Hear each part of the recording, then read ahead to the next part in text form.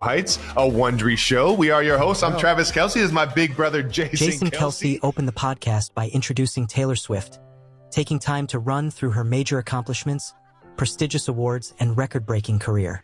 He highlighted her success across multiple genres, her impact on pop culture, and how she has become one of the most influential and talked about artists in the world today. Album of the year 4 times. Last December, she wrapped up the Eras Tour, which spanned 149 shows across 51 cities, 5 continents, and was the most attended tour. Last album, the Torture Poets Department set a record with 1.76 billion streams globally within the first 2 shows. Taylor Swift! Taylor Swift appreciates such an amazing introduction. I really want to thank Jason Kelce for giving me such a warm welcome and even wearing the merch. That's so thoughtful. This being my very first podcast, I'm excited to share my stories, experiences, and thoughts with all of you. It took you so long to jump on podcasts. You know what? I was waiting for you guys to invite me. This is my favorite podcast. Jason then continued the conversation by asking Taylor what her favorite segments are and which parts of the podcast she enjoys most when listening to Travis and Jason talk together. I like new news just because of the screaming. Like, I love No Dumb Questions. It's a banger. I really like it when you give people advice. It's kind of my personal thing. Jason later asked Taylor whether she actually agrees with the advice they give on the podcast, or if she's mostly just listening and enjoying the conversations. Male-centric advice. It's which I think is just dudes who don't want drama, who are trying to avoid the mess.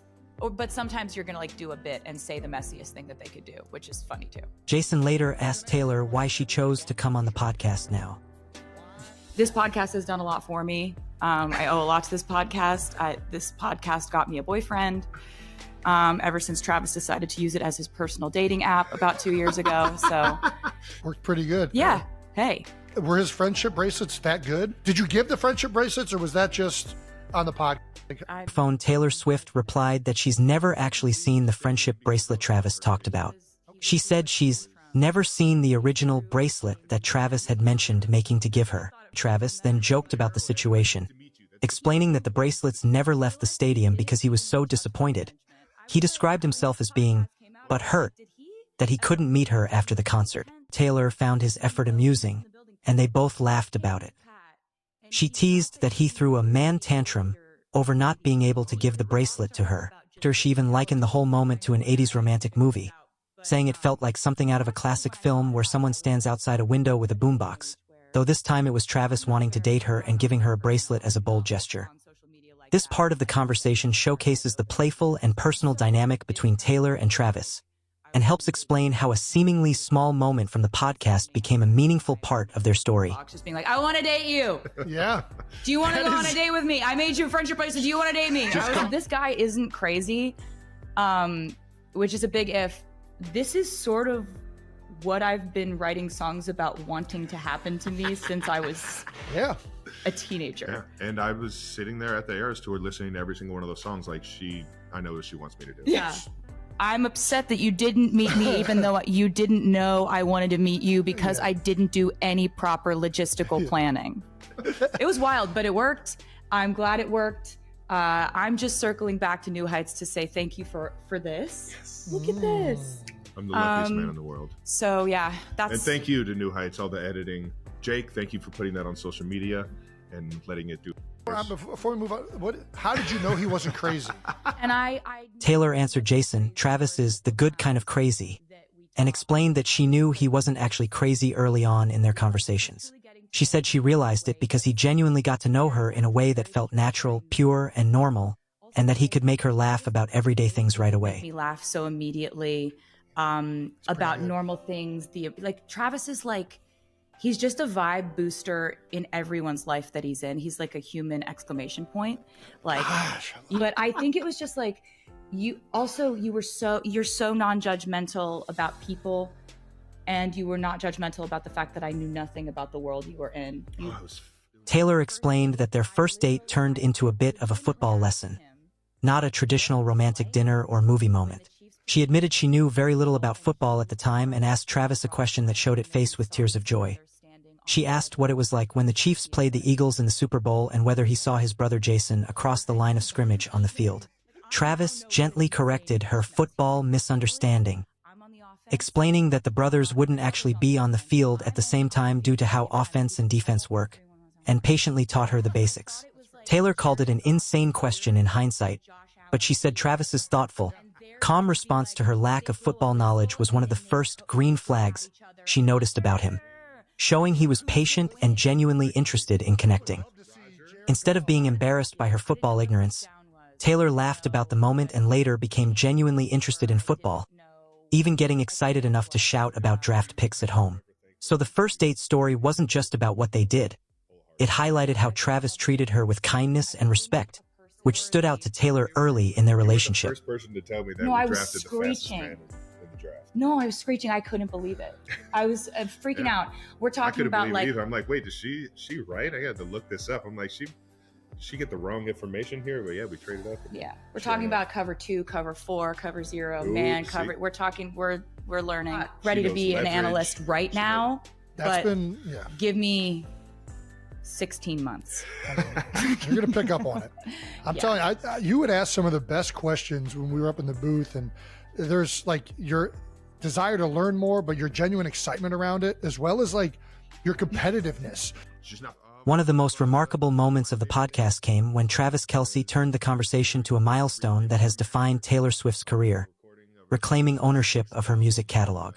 Travis, with a mix of admiration and pride, celebrated the fact that Taylor had finally regained control of all her master recordings, shouting out how significant it was that her songs were once again truly hers.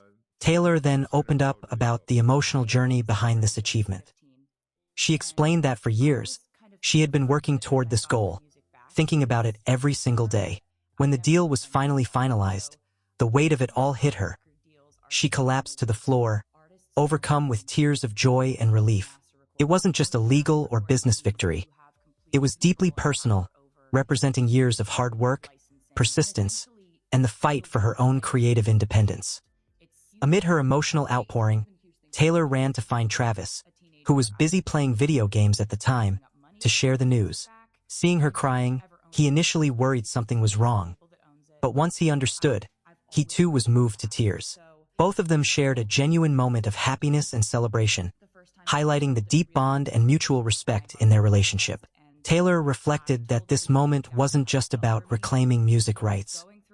It symbolized validation, freedom, and the ability to fully own her art.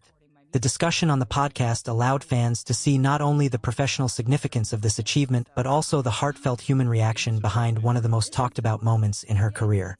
It was a reminder of the perseverance, passion, and personal stakes that define her journey as an artist. Recording my music, it was so exciting to get to have that opportunity, but there was still like, I thought about not owning my music every day. It was something that I never was, it's like an intrusive thought that I had every day. And so we do the Eras tour. After the Eras tour, I had a meeting with my team, and we decided this might be a good time to approach the current owners of it. The owners of it was a private equity firm called Shamrock Capital. I knew them to be above board people. You know, they had been very friendly to us. What I was looking to do, though, was I wanted to buy my music outright. I don't want to be in a partnership. I don't want to own 30% of it. I want to own all of it. Yeah, and you deserve that. But it was a long shot to think that they would do that they would sell that asset to me. It's a huge decision for them to make, to sell that to anyone, including me. I decided that rather than this be like a business conversation, I'm in the business of human emotion. I would so much rather lead heart first in something like this, because for me, this is not, oh, I want to own this asset because of its returns, because of its, because of the dividends that I will receive over the years. I want it because this is my handwritten diary entries from my whole life. These are the songs I wrote about every phase of my life. This is my photography, my music videos, most of which I funded. My artwork, everything that I've ever done is in this catalog. And so rather than send lawyers or management like in a big crew, I sent my mom and my brother, who I work with, to LA, and they sat down and they this happens. I don't ever really talk about it because it's Shamrock Capital, and they told them what this meant for me. Like, this is, they told them the whole story of all the times we've tried to buy it, all the times it's fallen through, all the times we had gotten plans together and figured out something we thought was going to work and it didn't at the last minute. And so, like, my mom calls me afterwards. She's like, look, you know, they were wonderful. They heard us out. We have no idea which way they're going to go with this. And so I was like, I get it. I haven't gotten my hopes up about this in a decade. It was a couple months after the Super Bowl. We're in Kansas City, and I get a call from my mom, and she's like, you got your music. Yeah. And she was like, you got your music. And I just, like, very dramatically hit the floor for bawling my eyes out. And I'm just like, just weeping and kind of like unable. I was just like, really? Really? What do you mean? And I'm like, get yourself together, get your shit together. Like, just go tell Travis in a normal way. Yeah. I can't believe it still. Every time I think about it, it's like, I have to tell the short version to everyone because it is still like this will affect the rest of my life. I think about this every day now, but instead of it being like an intrusive thought that hurts me, it's, I can't believe this happened. Like, how lucky am I? How grateful am I? I'm so grateful to, like, the artists that helped me with my re-records, because when I did my re-records, I started doing those in 2021. Like, most of the industry trades were like, this is a bad idea. This is her sort of derailing her career in a way. Nobody's interested in you doing the same album twice. Fans are not going to be engaged with this. Like, reach out to friends of mine like Phoebe Bridgers, Keith Urban, Maren Morris, Chris Stapleton, you know, Hayley Williams from Paramore, Fall Out Boy, like all these absolutely incredible artists that like shape who I am as an artist. Yeah. And they like agreed to be a part of the re-records. And I called Phoebe Bridgers and I was just like,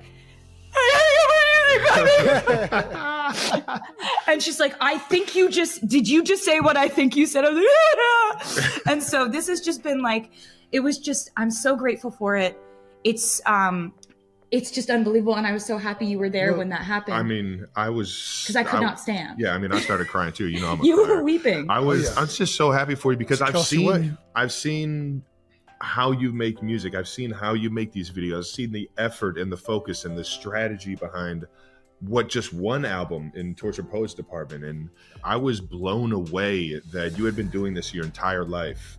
And first 6 albums, you weren't given the rights to all of that. Mm-hmm. And I know what that looked like. And I know how much it burns you that you didn't have that and you didn't have your creation. Mm-hmm. And I think doing it the right way, creating the fan base that you did the right way, and leading your life in a direction that you were eventually going to get it back somehow, some way, because of you always doing things with the right intentions.